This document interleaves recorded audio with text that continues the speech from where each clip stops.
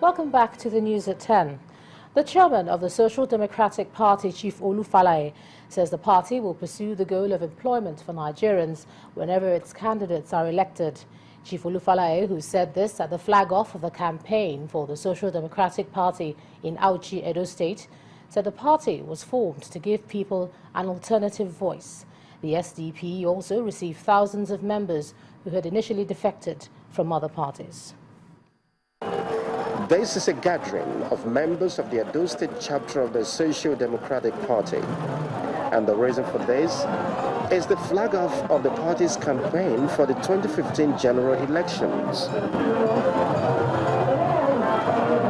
On hand to address supporters who converged on Auchi Town, a Sako West local government area, is the party chairman, Olufalaye, who says the SDP is all about providing a platform for people to actualize their political dreams.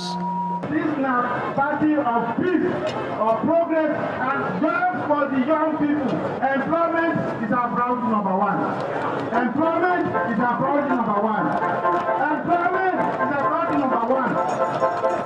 Vote for us.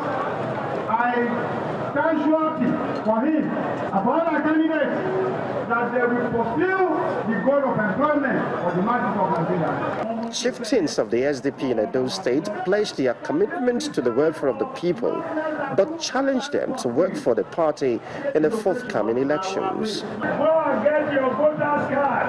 That is what they wanted. And this time is not the time for voting for nothing. Engineer Momo has proved himself to the people. I want to say one thing clear, loud and clear. Edo North is hearing for leadership. And the current governor of Edo State in the person of Adamotomole is from Edo North. Constitutionally, the current governor will no longer be in position by 2016. We must begin to ask ourselves that in the absence of Oshomole in the administration of this state, who is the person in Edo North that the people of Edo North need to run to? If you know that we will not allow a vacuum after the tenure of Oshomole in 2016, vote for SDP. With the All Progressives Congress as well as the People's Democratic Party already entrenched in Edo State, it appears that the SDP that is just 3 weeks old has a mountain to climb. But leaders of the party and those who joined from other parties say there is no going back in this mission to emancipate Edo State. The All Progressives Congress Campaign Committee for this year's general elections in Kwara State has been inaugurated with a charge to ensure total victory for the party at all levels. Inaugurating the body in Ilori, the state capital, the leader of the party in the state and senator representing Kwara Central, Bukola Saraki, asked the committee to swing into action immediately. Headed by the Speaker of the State House of Assembly, Razak Atunwa, the committee is also mandated to encourage party unity, which is a key factor for success at the polls. This time round, I want our result in 2015 to be even better than our result in 2011. And I know with the people we have in mandates and all of us supporting you, it is possible and we can do it. It is time for us to bring somebody who will fight for the common man, who will fight for the poor man, who will fight for Nigeria. And I am sure, whether you're in our party or you're in Labour, Accord, or any other party, if we put Buhari down, we put Jonathan down, you know who will take Nigeria home. Well, more assurances of victory continue to emanate from the camp of the People's Democratic Party ahead of the 2015 elections. The party in Lagos is confident that it will emerge victorious at the February polls. The governorship candidate of the PDP in Lagos, Mr. Jimmy Agbaje, at a forum organized by the party, says the PDP ticket is divine. Mr. Agbaje says the candidacy of President Jonathan gives them confidence and they are happy to celebrate his performance. The same way God has chosen me and chosen her, the same way it's going to allow us to win this election. The same way God has chosen Goodluck Ebele Jonathan. It's the same way he's going to win his presidential. I want to tell everybody, we have no apology to defend Jonathan. It's our choice. Jonathan has achieved. Jonathan has achieved. The work we need to do is to tell the people, because you know for Lagos, our own, we demand more than. Let us go home and explain to the people what Jonathan has done. We have not done enough of that work. Jonathan has achieved, and we have to tell people his achievements. Governorship candidate of the PDP in Lagos, Mr. Jimmy Agbaje. Meanwhile, the United States has organized a workshop for Nigerian journalists as the elections draw near. The event was organized in Kaduna State and had in attendance the United States Ambassador to Nigeria, Mr. James Entwistle, and a guest lecturer from the University of Nebraska, Gary Keble. Political reporters are being specially armed with knowledge on how they can effectively cover next month's general elections.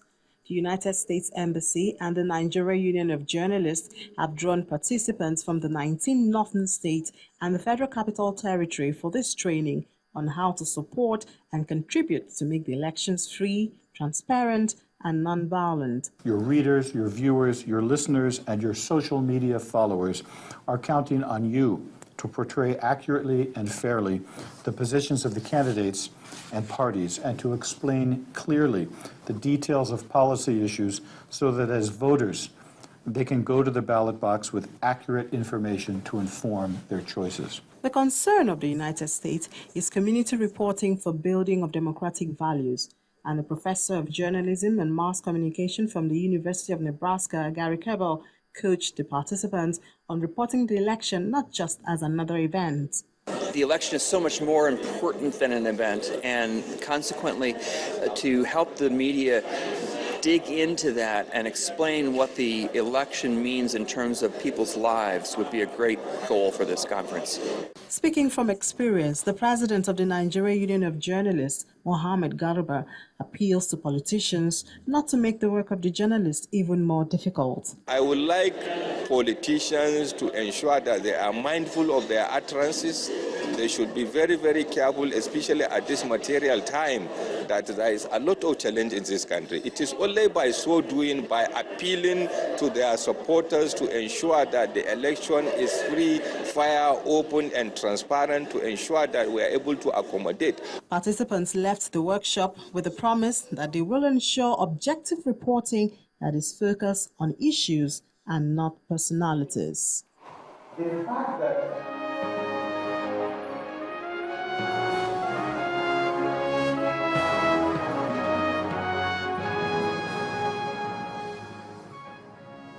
It's 274 days since over 200 schoolgirls were abducted by members of Boko Haram. And organizers of the Bring Back Our Girls campaign are stepping up the call for more voices with visits to the former President Olusegun Obasanjo and Nobel laureate Professor Wole Soyinka in Abeokuta, the Ogun State capital. At a separate meeting with the elder statesman, the convener of the group asked Nigerians to voice out their condemnation of the abduction of the schoolgirls in Chibok, Borno State, by Boko Haram. The memory is still fresh as the Bring Back Our Girls advocacy group continues to voice out its condemnation of the abduction. It's not fair. It's not a joke. From Ibadan to Lagos, Abuja, and now to Ogun State, where the voice of the former president, Olusegun Obasanjo, is registered in the demand for the release of the abducted Chibok schoolgirls. We do not think that we should be a land where we no longer have elders. Because, our daughters, there are 219 of them. When we started the advocacy for these girls, we thought it was going to be a matter of a few days. And then suddenly we find ourselves on day 274 and the girls are not yet recovered. So and one of the major issues for us is you have the Chibok girls not recovered, and daily we see territories taken. I never lose hope on anything, but that we will get those girls back intact, in full, together, is an impossibility, and we shouldn't delude ourselves. The next port of call is residents of the Nobel laureate, Professor Wole Soyinka. The meeting here is an emotional one. We've lost the girls, not to death per se, but indeed we've lost them. Because there is no how our Laraba, Kauna, Aisha will come back the same way they left. We will not abandon them. We will not abandon them. We will not abandon a duty towards us, which is that we know what happened to them, that we can have closure one way or the other. But in my view, we shouldn't even have closure. We must assume, we must embrace, and then try to compensate for this burden of guilt. It's a shared burden of guilt. We betrayed our own progeny. The advocacy group seems resolute, determined, and resolved in the call for the release of the abducted girls. But it expects the government to play its part, and immediately too. What are we demanding? Bring back our girls now.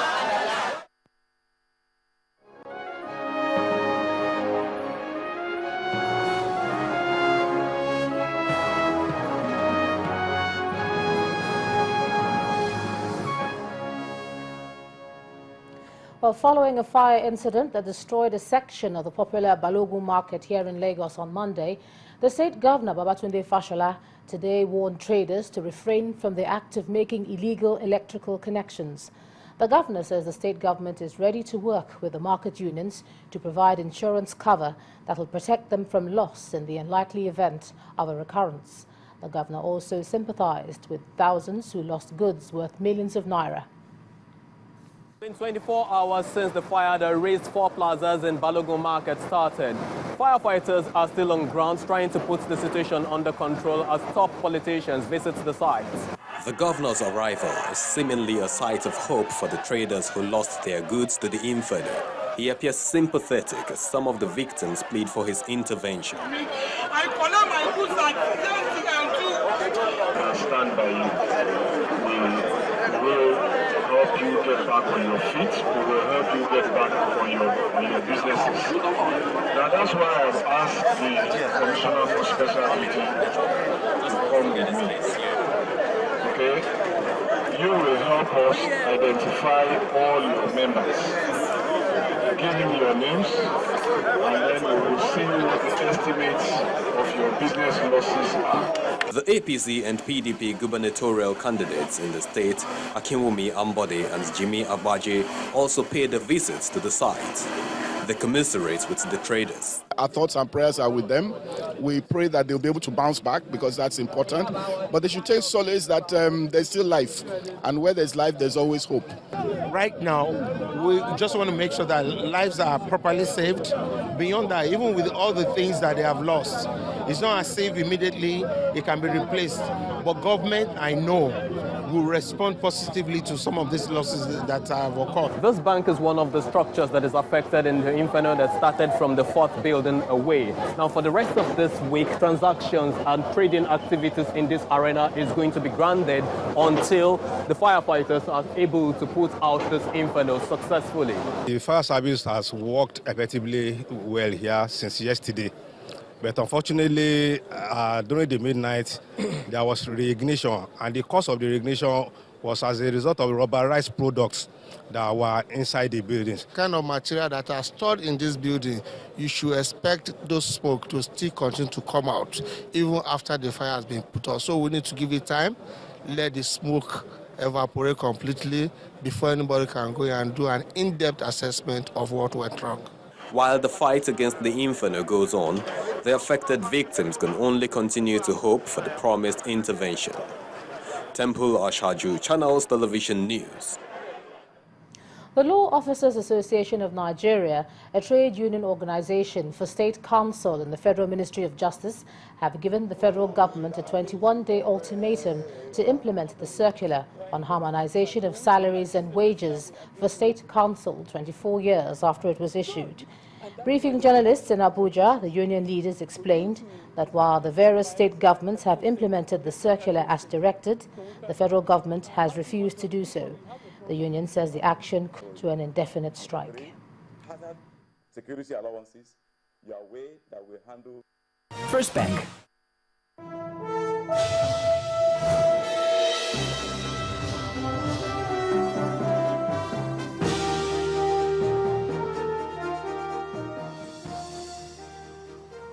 Welcome to Business News.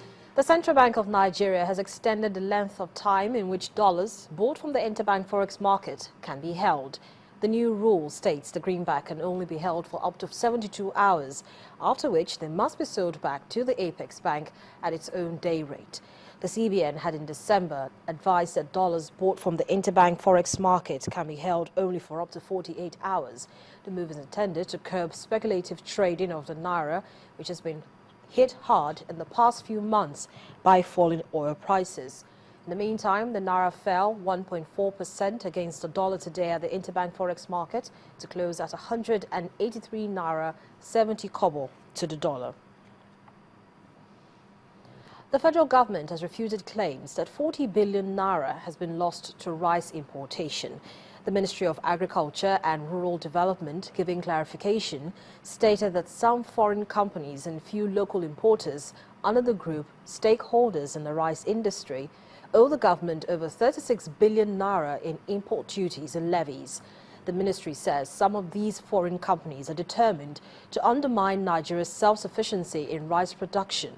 Nigeria is expected to be self-sufficient in rice production by 2017, as a national supply gap of import-grade rice is expected to drop to 1 million metric tons this year, 300,000 metric tons by 2016, and to zero in 2017. There are also plans to establish a national domestic rice production fund to support farmers and millers.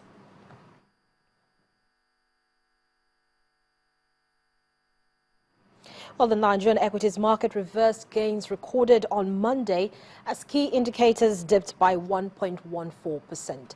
Balaji Akinwale reports that market breadth was also negative, as there were 12 stocks that appreciated while 38 declined.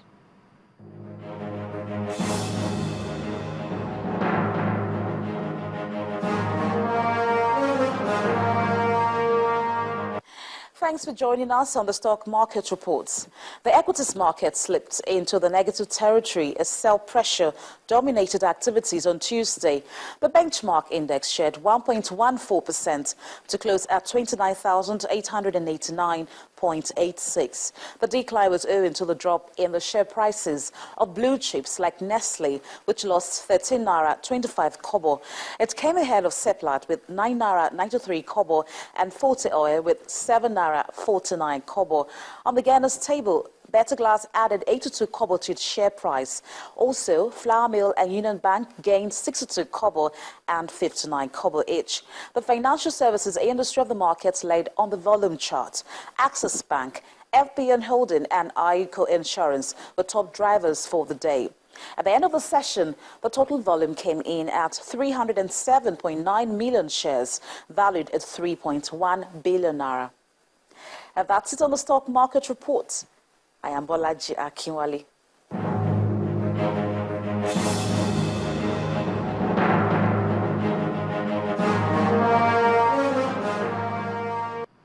Thank you, Balaji. And that will be all on Business News for tonight. The rest of the news at 10 continues in a moment.